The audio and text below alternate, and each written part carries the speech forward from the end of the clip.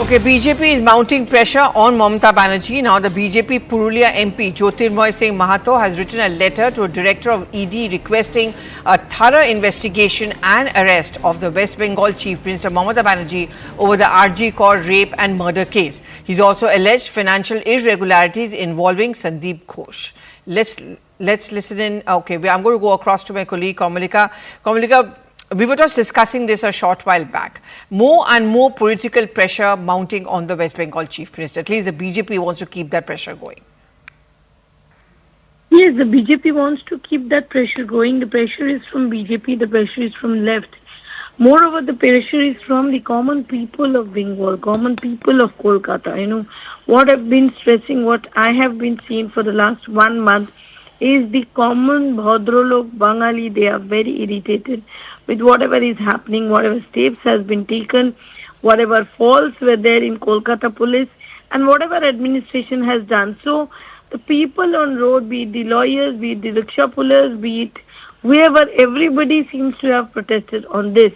And now, in the eve of the Supreme Court hearing, let me tell you, the entire roads of Kolkata has been taken over by common people. Common people are on road, and obviously BJP's dharna is going to continue till 16. Left is also doing dharna. But here it is more of a common people who have come out. Today we have seen that the parents of the victim has gone to 2 of the places where dharna, where these protests are going on. They have almost broken down into tears, and they have said that what they want is only justice. And the fact that the people are with him, helping them to find what happens tomorrow in Supreme Court. They have full confidence in CBI, but at the same time they have said that they believe that the evidence were tampered. So definitely a pressure is mounting on Trinamool Congress government, no doubt. They have come up with the Aparajita bill. Tomorrow Mamata Banerjee is going to have a very serious administrative meeting. We'll really have to see how Mamata really goes from this, goes ahead from this place where Jahaz Sarkar has also expressed his desire to resign. Shukhendra Shekhar is protesting in a way. So how Mamata handles that, we'll really have to see. Yes, so there's a problem outside, of course, but there's also a problem within. Thank you very much, Kamalika, for getting us those details. We're going to shift focus from West Bengal now to Kashmir. Well, after 25 years of the Kargil war, the Pakistan Army Chief has admitted involvement, stating that many Pakistani soldiers have sacrificed their lives during the conflict. BJP says that Pakistan Army Chief's confession exposes Pakistan over its role in regional instability. BJP also said that it is shameful that even after Pakistan's admission, the National Conference continues to vouch for dialogue. यकीनन पाकिस्तानी कौम एक जर्री और बहादुर कौम है जो आज़ादी की अहमियत को निभाना और इसकी कीमत चुकाना अहसन तरीके से जानती है।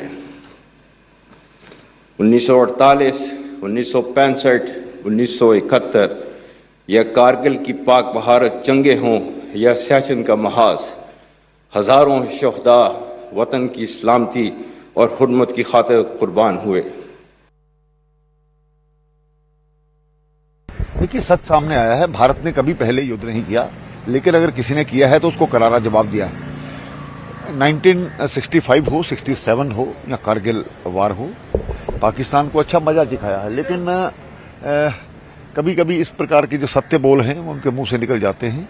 तो ये लेकिन किस संदर्भ में उन्होंने ये बात मानी है ये तो नहीं जानता, लेकिन सच यही है कि पाकिस्तान ने ही युद्ध की शुरुआत की थी, तो उसके बाद ही जो उसको मुंह की खानी पड़ी थी। कि इस देश में कमजोर सरकारें रही, जिसके कारण से ये कश्मीरी लोग थे ब्लैकमेल करते रहे। आज वो समय नहीं है। ये फिर से वैसा माहौल बनाना चाहते हैं। इनका मैनिफेस्टो ये सिद्ध कर चुका है। मुझे लगता है कि बड़ा प्यार आता है इनको पाकिस्तान में, तो जाकर के वहां 2 महीने रहें, इनको खुद पता लग जाएगा। ये भी सोचते हैं कि केंद्र को ब्लैकमेल करेंगे। केंद्र में एक मजबूत सरकार है, ये मोदी सरकार है, ये मनमोहन सिंह की या दूसरे लोगों की सरकार नहीं है। पूरी दुनिया को मालूम है कि पाकिस्तान आतंकवाद की जननी है, पाकिस्तान घुसपैठ कराती है और पाकिस्तान कारगिल के लिए जिम्मेदार था। परंतु दुख की बात यह है कि जब पाकिस्तान का किरदार और रोल आतंकवाद में, घुसपैठ में भारत के जम्मू कश्मीर में अवैध कब्जा जो करके वो बैठा है पीओके पर, उसमें साफ है तब भी कुछ राजनीतिक दल, कांग्रेस पार्टी के साथी दल पाकिस्तान के साथ बातचीत की वकालत करते हैं। नेशनल कॉन्फ्रेंस यही कहती है और दूसरी ओर यही नेशनल कॉन्फ्रेंस और कांग्रेस पार्टी का गठबंधन अफजल गुरु की भी पैरवी करने लगा है। कहने लगा है कि अफजल गुरु को लटकाने की क्या आवश्यकता थी। मतलब कि किस प्रकार से अब राष्ट्रीय सुरक्षा और राष्ट्र नीति पर वोट बैंक की राजनीति हावी हो चुकी है। While addressing a poll rally in Jammu yesterday, Home Minister Amit Shah hit out at the Congress-NC alliance, accusing them of supporting terror in the valley and reiterated that there can be no dialogue with Pakistan until peace is restored. But Farooq Abdullah responded to Amit Shah's statement and alleged that there was a conspiracy going on to defame the national conference. Kashmir में ऐसी सरकारें थी जो आतंकवाद के सामने आंख मूंद कर बैठी। ऐसे लोग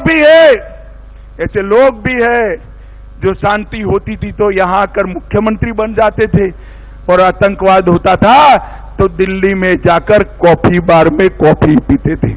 अगर ये आए तो पीछे के पीछे आतंकवाद आया समझिएगा। नेशनल कॉन्फ्रेंस को जिस तरह से भी ये बदनाम कर सके करेंगे, मगर इंशाल्लाह नेशनल कॉन्फ्रेंस फतह होगी। धारा 370 इतिहास बन चुकी है, वो कभी लौट कर नहीं आने सकती, हम आने भी नहीं, क्योंकि धारा 370 ही वो कड़ी थी जो कश्मीर के अंदर युवाओं को हाथ में हथियार और पत्थर पकड़ाती थी। ये नेशनल कॉन्फ्रेंस और कांग्रेस का गठबंधन जो है वो आएगा दिन जब हमें पूरी जो है स्टेटहुड वापस मिलेगा। कितने हजार नेशनल कॉन्फ्रेंस के हमारे वर्कर, हमारे सीनियर साथी, हमारे मिनिस्टर, एमएलए, एमएलसीज कुर्बान हुए। क्या मुझे वजीर दाखिला साहब को ये याद दिलाना होगा? और जहां तक रही मिलिटेंसी की, मुझे मालूम है उन्होंने अपनी तकरीर में कहा कि अगर कांग्रेस नेशनल कॉन्फ्रेंस की हुकूमत बनती है तो मिलिटेंसी बढ़ जाएगी। मैं उन्हें याद दिलाना चाहूँगा, वो मेरी हुकूमत के 6 साल देखें, लगातार हर साल मिलिटेंसी की ग्राफ जो है वो कम होती गई। उसका मुकाबला पिछले 5 साल से करें तो लगातार हर साल मिलिटेंसी की ग्राफ बढ़ती गई। जम्मू में मिलिटेंसी को नई शुरुआत मौजूदा हुकूमत ने दी। आप लोग तो अब सौभाग्यशाली हैं कि धारा 370 को हमने समाप्त किया है। बराबर चाहे कांग्रेस हो, चाहे नेशनल कॉन्फ्रेंस हो, पीडीपी हो, आपको गुमराह करते हैं। धारा 370 समाप्त कर दिया। जम्मू कश्मीर के लोगों के साथ बीजेपी की गवर्नमेंट ने डिस्क्रिमिनेशन किया है। बीजेपी कैसे गवर्नमेंट चलाती है इसकी एक मिसाल आपके मैं सामने रखना चाहता हूं और मैं कहना चाहता हूं, हमारी कोई भी बात गलत हो, आप पब्लिकली उसे कंडम करिए, मैं आपका स्वागत करूंगा, क्योंकि मैं आपकी आंखों में धूल झोंक कर आपका समर्थन हासिल नहीं करना चाहूंगा। आपका समर्थन हासिल करना चाहूंगा तो आपके नजरों से नजर मिलाकर मैं समर्थन हासिल करना चाहूंगा। क्या करेंगे? फ्रस्ट्रेटेड है, उनको पता है जो उन्होंने जम्मू कश्मीर में 5 साल पहले किए हैं।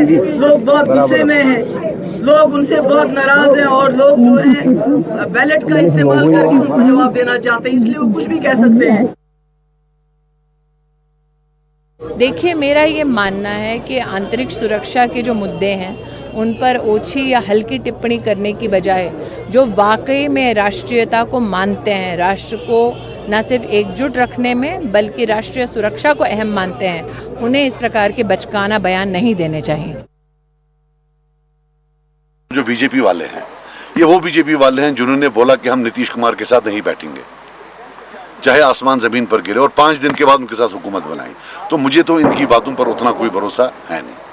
तो मेरी जो पहली बात है कि इनके साथ कोई न कोई अंडरहैंड मामलात है, मैं उस पर वही। मान्यवर फारूक अब्दुल्ला जी, आप ही के पुत्र हैं न उमर अब्दुल्ला, जो अफजल गुरु के फांसी पर भी सवाल खड़ा कर रहे हैं। तो वो तो वैसी ताकतें, जो उन्मादी ताकतें, उनके लिए राजनीतिक खाद पानी है। और देश का जब संविधान है, चाहे वो हिंदू हो, मुसलमान हो, बौद्ध हो, सिख हो, पारसी हो, सबका है। इस भ्रम को फैला कर करके देश के अंदर में राजनीति की दुकान नहीं चलाई जा सकती है। देश का संविधान जो डॉक्टर भीमराव अंबेडकर ने बनाया है उस पर भरोसा करिए, उन नीतियों पर भरोसा करिए और राजनीति मुद्दों पर ले जाइए। जम्मू कश्मीर के विकास पर ले जाइए, वहां के युवाओं के रोजगार पर ले जाइए, नई पीढ़ी के रोजगार सृजन पर ले जाइए।